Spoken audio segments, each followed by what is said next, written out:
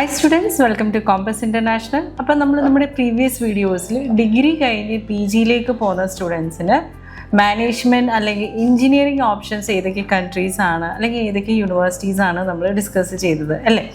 ഇന്നത്തെ വീഡിയോ എന്ന് പറയുന്നത് ഡിഗ്രി കഴിഞ്ഞ് ഹെൽത്ത് കെയർ പ്രോഗ്രാംസ് അല്ലെങ്കിൽ ഒരു മെഡിക്കൽ പ്രോഗ്രാംസ് ഏതൊക്കെ യൂണിവേഴ്സിറ്റി അല്ലെങ്കിൽ ഏതൊക്കെ കൺട്രീസിലാണ് അതിൻ്റെ ഓപ്പർച്യൂണിറ്റീസ് എന്നതാണ് ഇന്ന് ഡിസ്കസ് ചെയ്യാൻ പോകുന്നത്. നോർമലി ഇപ്പം നമ്മൾ നോക്കുകയാണെങ്കിൽ ഒരു കോവിഡിന് ശേഷം ഹെൽത്ത് കെയർ ഇപ്പോൾ ആൾക്കാർ കുറച്ചും കൂടെ അവരുടെ ഹെൽത്ത് അല്ലെങ്കിൽ കുറച്ചും കൂടെ ഡിസീസ് പ്രോൺ ആയിട്ടുള്ള കാര്യങ്ങൾ കുറച്ചും കൂടെ ശ്രദ്ധ കൊടുക്കുന്ന ഒരു സമയമാണ്. നോർമലി അത് ആ കോവിഡിന് ശേഷം വന്ന ഒരു ആക്ടിവിറ്റിയാണ്. അതുകൊണ്ട് തന്നെ ഒരുപാട് പ്രോഗ്രാംസ് ഹെൽത്ത് കെയർ സെക്ടറിൽ സ്പെഷ്യലൈസ്ഡ് പ്രോഗ്രാംസ് ആയിട്ട് തന്നെ എമർജ് ആയിട്ടുണ്ട്. പല പുതിയ യൂണിവേഴ്സിറ്റീസ് അവരുടെ സ്പെഷ്യലൈസ്ഡ് പ്രോഗ്രാംസ് റൺ ചെയ്യുന്നുണ്ട്. സോ എന്തൊക്കെയാണ് ഈ ഒരു കാറ്റഗറിയിലുള്ള പ്രോഗ്രാംസ്, എന്തൊക്കെയാണ് ഓപ്പർച്യൂണിറ്റീസ്, ഇതൊക്കെയാണ് നമ്മൾ ഇന്നത്തെ സെഷനിൽ ഡിസ്കസ് ചെയ്യുന്നത്.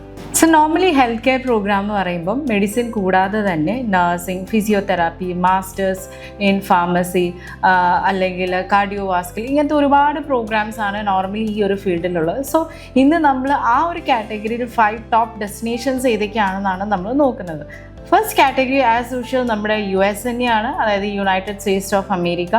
നോർമലി USA അറിയപ്പെടുന്നത് home line to health care products അല്ലെങ്കിൽ home line to clinical health എന്നുള്ള രീതിയിലാണ് പൊതുവേ US അറിയപ്പെടുന്നത്. അതിൻ്റെ റീസൺ വേറെ ഒന്നുമല്ല, അവരുടെ ഒരു ക്ലിനിക്കൽ സ്റ്റഡീസ് അല്ലെങ്കിൽ ഒരു മെഡിക്കൽ സ്റ്റഡീസ് ഒരു റിസർച്ച് ബേസ്ഡ് ആണ്.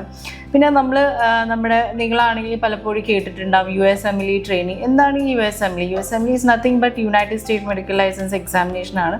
അതായത് MBBSന് പോകുന്ന കുട്ടികൾ അവരുടെ ഒരു പ്രാക്ടീസ് US-ലേക്കാണ് അവർ നോക്കുന്നതെങ്കിൽ ഈ ഒരു എക്സാം ക്രാക്ക് ചെയ്താലാണ് അവർക്ക് മെഡിസിൻ ഫീൽഡിൽ US പ്രാക്ടീസ് ചെയ്യാൻ പറ്റുള്ളൂ, അല്ലെങ്കിൽ ഒരു രജിസ്റ്റേർഡ് ഡോക്ടർ ആയിട്ട് പ്രാക്ടീസ് ചെയ്യാൻ പറ്റുള്ളൂ. നോർമലി നമ്മൾ പൊതുവെ ആണെങ്കിൽ നമ്മൾ കേട്ടിട്ടുണ്ടാവും ഇപ്പോൾ പല വിദഗ്ധ ചികിത്സയ്ക്കായിട്ട് നമ്മൾ US പോകുന്നു. അത് എന്തുകൊണ്ടായിരിക്കും? കാരണം അവരുടെ ഫെസിലിറ്റീസ് അല്ലെങ്കിൽ അവരുടെ ടെക്നോളജീസ് അത്രയും അഡ്വാൻസ് ആയതുകൊണ്ട് തന്നെയാണ്.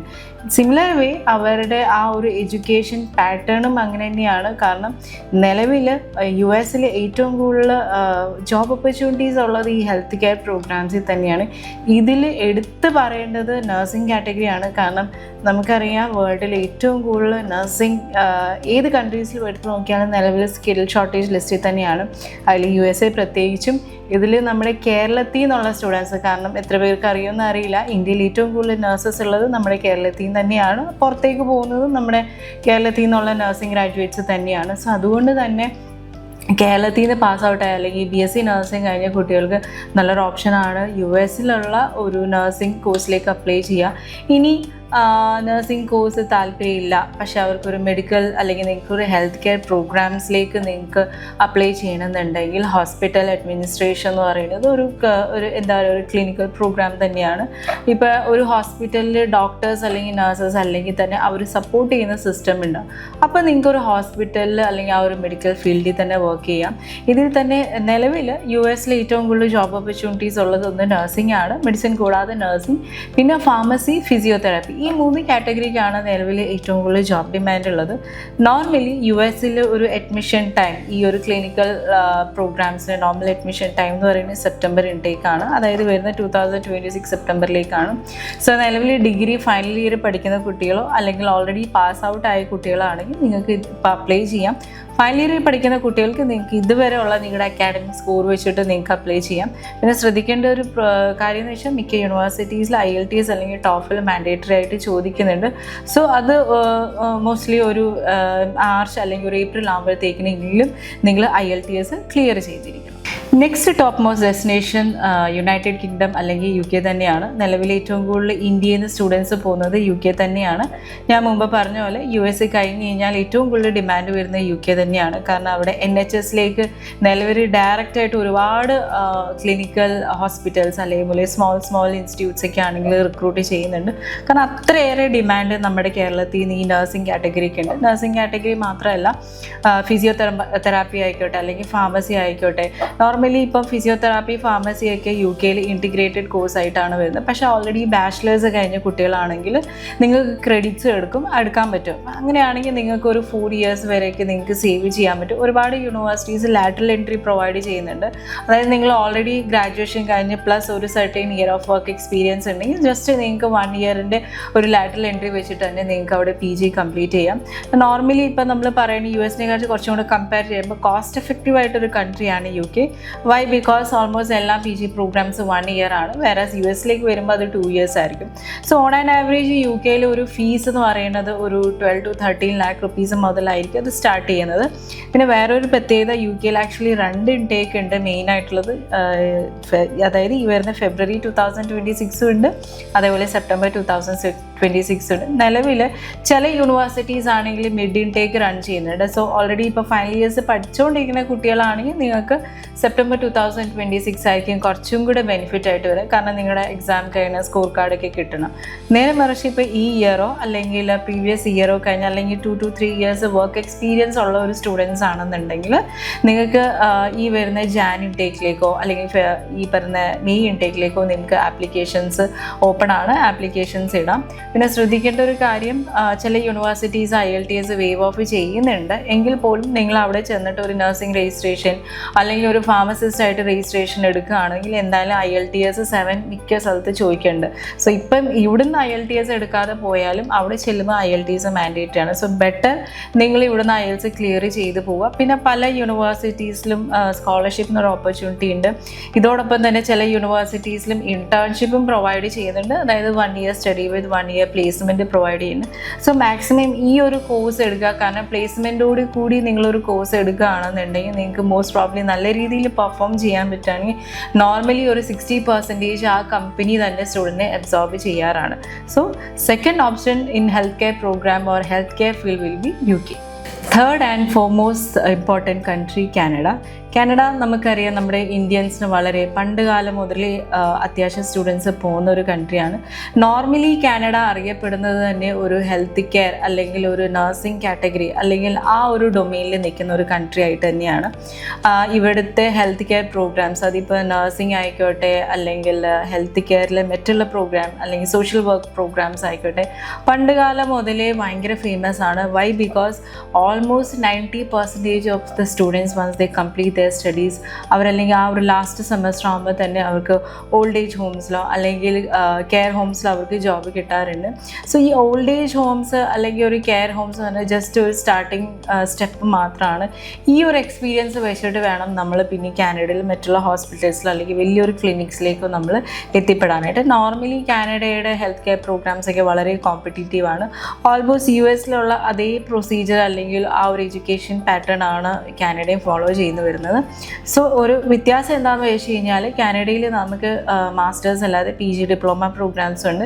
സോ എന്താണ് ഈ PG ഡിപ്ലോമ അല്ലെങ്കിൽ മാസ്റ്റേഴ്സ് പ്രോഗ്രാം തമ്മിലുള്ള വ്യത്യാസം? PG ഡിപ്ലോമ എന്ന് പറയുന്നത് കുറച്ചും കൂടി ഒരു പ്രാക്ടിക്കൽ ബേസ്ഡ് ആയിട്ടായിരിക്കും. നേരെ മറിച്ച് മാസ്റ്റേഴ്സിലേക്ക് വരുമ്പോൾ കുറച്ചും കൂടി തിയററ്റിക്കൽ ക്ലാസ്സസ് അല്ലെങ്കിൽ ക്ലാസ് റൂം അറ്റൻഡൻസ് മാൻഡേറ്ററി ആയിരിക്കും. ഇവിടെയാണ് കാനഡയുടെ ഒരു ഇമ്പോർട്ടൻസ് വരുന്നത്. അതായത് പല ഹെൽത്ത് കെയർ പ്രോഗ്രാംസ് കോപ്പ് കാറ്റഗറിയിലും ഉണ്ട്. കോപ്പ് കാറ്റഗറി എന്ന് പറയുന്നത് നമ്മൾ ഫസ്റ്റ് സെമസ്റ്റർ പഠിച്ചതിന് ശേഷം സെക്കൻഡ് സെമസ്റ്റർ നമുക്ക് ഇന്റേൺഷിപ്പ് ഉണ്ട്. ഈ ഇന്റേൺഷിപ്പ് ഓൾമോസ്റ്റ് എല്ലാ കേസിലും പെയ്ഡ് ആയിരിക്കും. സോ ഈ ഒരു കോപ്പ് പ്രോഗ്രാംസ് കംപ്ലീറ്റ് ചെയ്യുന്ന കുട്ടികൾക്ക് കാനഡയിൽ വളരെ മികച്ച ഒരു എന്താ പറയുക ഒരു ജോബ് ഓപ്പർച്യൂണിറ്റീസ് ആണ് കിട്ടുന്നത്. പിന്നെ കാനഡയുടെ ഒരു ഇൻടേക്കിനെ കുറിച്ച് പറയുകയാണെങ്കിൽ കാനഡ ഓൾസോ അവർക്കൊരു 3 ഇൻടേക്സ് ഉണ്ട്. മെയിനായിട്ട് ജാൻ ഉണ്ട്, അതേപോലെ മെയ് ഉണ്ട്, പിന്നെ സെപ്റ്റംബർ വരുന്നുണ്ട്. പിന്നെ റീസെൻ്റ്ലി നിലവിൽ റൂൾ ചേഞ്ച് വന്നിട്ടുണ്ടായിരുന്നു. എനിക്ക് തോന്നുന്നു നിങ്ങൾക്ക് എല്ലാവർക്കും അറിയാം SDS കാറ്റഗറി എന്ന് പറഞ്ഞൊരു കാറ്റഗറി നിലവിൽ മാൻഡേറ്ററി അല്ല. പക്ഷേ നിലവിലത്തെ റൂൾ അനുസരിച്ചിട്ട് കുറച്ച് ഫണ്ട് അറേഞ്ച് ചെയ്യണം. കാരണം ബ്ലോക്ക് എമൗണ്ട് എന്നുള്ളത് 22,000 ആക്കിയിട്ടുണ്ട്.